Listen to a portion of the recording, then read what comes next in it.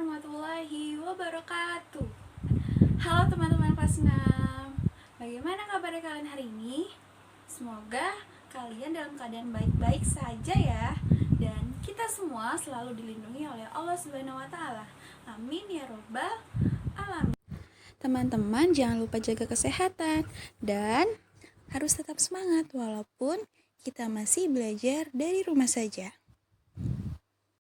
Nah, hari ini Miss Fani akan menjelaskan materi tentang tema 1, selamatkan makhluk hidup dengan subtema tumbuhan sahabatku dengan muatan pelajaran IPA dan PJOK. Tujuan pembelajaran hari ini adalah kalian dapat mengetahui dan mengidentifikasi perkembangbiakan secara generatif dan vegetatif pada tumbuhan. Dan juga kalian dapat mengetahui teknik berlari dengan tepat. Sebelum mulai pembelajaran, kita sama-sama saya basmalah ya. Bismillahirrahmanirrahim. Semoga pembelajaran hari ini dapat berjalan dengan lancar. Coba sekarang kalian amati dan memperhatikan berbagai tumbuhan di sekitar kalian. Apa manfaat tumbuhan bagi kehidupan?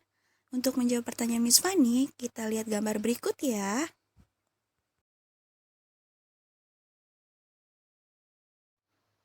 Nah, sudah memperhatikan kan gambarnya? Dalam gambar tersebut terlihat bahwa manusia dan hewan memanfaatkan tumbuhan sebagai bahan pangan. Jadi, tumbuhan merupakan sumber kehidupan bagi makhluk hidup. Lalu, adakah manfaat lain tumbuhan bagi manusia? Nah, Miss Fani akan menjelaskan manfaat tumbuhan bagi manusia. Kalian simak ya. Nah, selain sebagai bahan pangan, ternyata tumbuhan juga mempunyai manfaat lain untuk manusia. Yang pertama, sebagai sumber energi. Yang kedua, vitamin untuk menjaga kesehatan tubuh, oksigen untuk bernafas, dan peneduh dan memperindah kehidupan di bumi. Nah, di situ sudah Miss Fani tampilkan gambar-gambarnya. Yang pertama, sumber vitamin. Ada banyak vitamin yang terkandung dalam tumbuh-tumbuhan.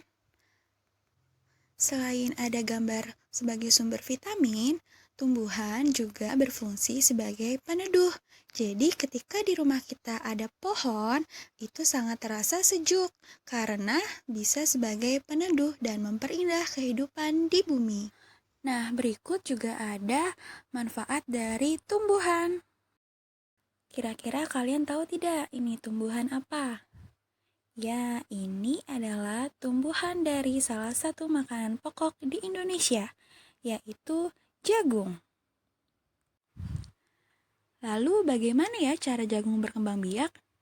Seorang petani jagung memulai pembiakan tanamannya dengan menanam biji jagung. Setelah 3-4 hari bakal tanaman akan muncul di permukaan tanah. Tanaman jagung akan terus tumbuh menjadi besar. 3 hingga 3,5 bulan, buah jagung dapat dipanen oleh petani. Buah jagung yang berbentuk seperti tongkol pada mulanya berupa sekuntum bunga. Bunga jagung memiliki helai-helai rambut halus pada bagian ujungnya. Pada helai rambut tersebut terdapat tepung sari. Tepung sari akan terbang terbawa angin ketika angin tertiup. Tepung sari yang terbawa angin sebagian akan jatuh di kepala putik yang terletak di bawah bunga pada pohon jagung yang lain. Ketika itulah terjadi pembuahan. Setelah terjadi pembuahan, bunga jagung tersebut terus berkembang hingga menjadi buah jagung. Perkembangan itulah yang dapat diamati dari waktu ke waktu. Buah jagung akan siap dipanen ketika rambut jagung sudah berwarna kecoklatan dan bagian tongkolnya sudah mengering. Apabila buah jagung tersebut dikupas, akan memperlihatkan biji jagung yang kekuningan. Bagian yang dimakan oleh manusia adalah biji jagung. Nah, itulah perkembangbiakan jagung. Agar kalian memahami bagaimana jagung berkembang biak, kalian dapat membaca pada buku tematik halaman 2 sampai dengan halaman 3. Nah, jadi setiap tumbuhan mengalami perkembangbiakan. Pernahkah kalian mendengar istilah perkembangbiakan? Apa itu perkembangbiakan? Perkembangbiakan tumbuhan adalah suatu proses yang bertujuan untuk memperbanyak jumlah tanaman itu sendiri. Nah, perkembangbiakan tumbuhan terbagi menjadi dua. Ada yang tahu tidak? Perkembangbiakan tumbuhan apa? Nah, perkembangbiakan tumbuhan terbagi menjadi dua. Perkembangbiakan generatif dan vegetatif. Perkembangbiakan generatif adalah perkembangbiakan tumbuhan secara kawin atau pembuahan. Nah, sebelum kita membahas perkembangbiakan generatif secara mendalam, kita bahas dulu bagian-bagian bunga. Nah, ini adalah bagian-bagian bunga. Ada mahkota, kepala sari, tangkai sari, kepala putik, tangkai putik, bakal biji, tangkai bunga, dasar bunga, kelopak, dan juga benang sari. Tahukah kalian sel jantan dan sel betina pada tumbuhan? Yang mana ya? Nah, ini adalah sel kelamin betina dan sel kelamin jantan. Untuk sel kelamin betina pada bunga yaitu putik. Dan untuk sel kelamin jantan pada bunga yaitu benang sari. Nah, berikut akan Miss tampilkan proses perkembangbiakan tumbuhan secara generatif. Perkembangbiakan generatif atau secara kawin dilakukan melalui proses penyerbukan dan pembuahan. Proses penyerbukan adalah peristiwa jatuhnya serbuk sari ke kepala putik. Nah, pada saat proses pembuahan, bulu serbuk sari menuju ruang bakal biji. Di ruang bakal biji terjadi pembuahan yaitu peleburan serbuk sari dengan kepala putik. Hasil pembuahan dinamakan sigot. Sigot menjadi biji dan bakal buah. Bakal buah menjadi daging dan buah. Nah, ini contoh tumbuhan yang berkembang biak secara generatif. Ada mangga, jambu, rambutan, kedelai, jagung, dan padi. Tumbuhan selain berkembang biak dengan cara generatif juga berkembang biak dengan cara vegetatif. Bagaimana perkembangbiakan vegetatif pada tumbuhan ya? Yuk kita cari tahu. Nah, perkembangbiakan vegetatif. Pernahkah kalian mendengar istilah vegetatif? Kita akan membahas perkembangbiakan vegetatif dimulai dari pengertiannya. Perkembangbiakan vegetatif adalah cara berkembang biak suatu makhluk hidup yang terjadi tanpa melalui perkawinan. Makhluk hidup baru tumbuhan berasal dari induknya. Perkembangbiakan vegetatif dibagi menjadi dua, alami dan buatan. Vegetatif buatan terjadi karena adanya bantuan dari manusia. Tujuan vegetatif buatan yang pertama, bermutu tinggi, berbuah banyak, tahan penyakit, dan akar kuat. Contoh perkembangbiakan vegetatif buatan, yang pertama mencangkok. Mencangkok dapat dilakukan untuk tumbuhan yang batangnya berkayu atau berkambium. Contohnya pohon, mangga, rambutan, dan jambu air. Yang kedua, menyambung. Bertujuan menggabungkan tanaman baik dan tanaman yang unggul. Yang ketiga, okulasi atau menempel. Menempelkan batang yang memiliki tunas pada pohon lain yang sejenis. Contohnya singkong, belimbing, dan karet. Selanjutnya stek. Dilakukan dengan memotong batang tanaman induk yang telah tua. Contohnya tebu, kunyit, dan bunga mawar. Merunduk. Merunduk yaitu menimbun bagian cabang yang tumbuh memanjang di permukaan tanah. Contohnya apel, anggur, dan stroberi.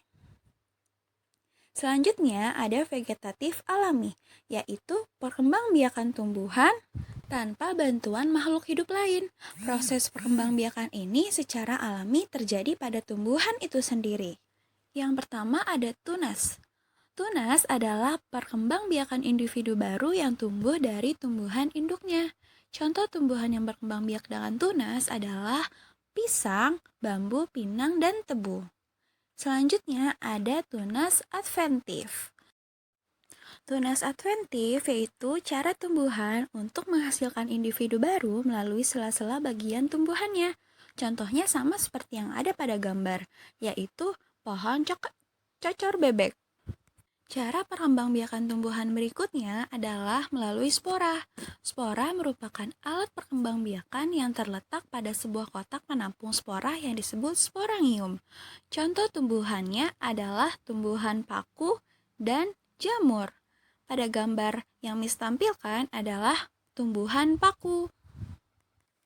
Selanjutnya ada umbi lapis. Umbi lapis merupakan bagian tumbuhan yang berupa batang yang berada di dalam tanah. Contohnya adalah bawang merah, bawang putih, bawang bombay. Nah, kemudian ada umbi batang. Umbi batang yaitu batang yang tumbuh di dalam tanah. Contoh tumbuhan yang berkembang biak dengan umbi batang adalah ubi jalar dan kentang seperti pada gambar yang Miss tampilkan. Kemudian ada umbi akar. Akar pada tanaman yang berkembang biak dengan umbi akar beralih fungsi menyimpan cadangan makanan. Perkembangbiakan jenis tanaman ini melalui tunas yang tumbuh dari bekas batangnya. Contoh tumbuhan yang berkembang biak dengan umbi akar yaitu wortel, bengkuang, dan pohon singkong. Nah, sekarang coba kalian cari informasi manfaat perkembangbiakan generatif, kemudian kalian tulis pada buku paket halaman 6 ya. Jika sudah, nanti kalian bisa kirim jawaban kalian ke WhatsApp Miss Fani. Selanjutnya, kalian lihat pada halaman 34, bagaimana cara tanaman ini berkembang biak. Tadi sudah ada penjelasan yang Miss sampaikan bagaimana cara wortel berkembang biak. Nah, nanti kalian tulis hasilnya pada buku paket halaman 34 ya. Kemudian kalian juga jawab untuk buku paket halaman 35. Jika ada yang ingin ditanyakan, kalian bisa WhatsApp Miss Fani. Untuk menjaga kesehatan tubuh, selain karena tumbuhan, manusia juga perlu olahraga loh. Nah, salah satunya dengan berlari. Siapa yang sering berlari? Tetapi bukan berlari di tempat ya. Nah, hari ini kita akan mempelajari tentang teknik berlari yang tepat. Kita simak ya. Nah, ini ada gambar teknik berlari yang tepat. Kepala tegak, tangan kanan agak menggenggam, kemudian bahu santai tidak diangkat, badan tegap tidak membungkuk, kaki kanan jangan terlalu diangkat terlalu tinggi, telapak kaki jatuh pada ujung tumit bukan pada ujung kaki. Nah, ujung kaki sebelah kiri menghadap ke depan, lengan di samping badan, membentuk sudut 90 derajat. Nah, itu adalah teknik berlari dengan tepat. Nah, sekarang Miss akan tampilkan contoh dari sikap berlari yang tepat. Tetapi ini hanya sikap awal untuk berlarinya saja ya. Nanti Miss akan tampilkan juga contoh dari berlarinya. Nah, ini adalah gerakan dari teknik berlari. Yang tadi Miss jelaskan, tangannya digenggam, kemudian kepalanya tetap tegak dan badannya pun tegak. Sekarang kalian contohkan ya, kalian praktikkan di rumah. Kalian videokan ketika kalian berlari. Boleh di depan rumah atau di lapangan dekat rumah kalian. Larinya hanya cukup 2 kali balik saja ya, bolak-balik larinya. Nah, tetapi kalian juga harus ingat, harus tetap menerapkan protokol kesehatan. Jika sudah kalian videokan, kalian kirim ke WhatsApp ke Miss Fani. Nah, baik. Mungkin itu saja penjelasan Miss Fani hari ini. Jika kalian ada yang ingin ditanyakan, kalian bisa WhatsApp ke nomor Miss Fani. Kurang lebihnya mohon maaf. Wassalamualaikum warahmatullahi wabarakatuh. Sampai jumpa besok hari.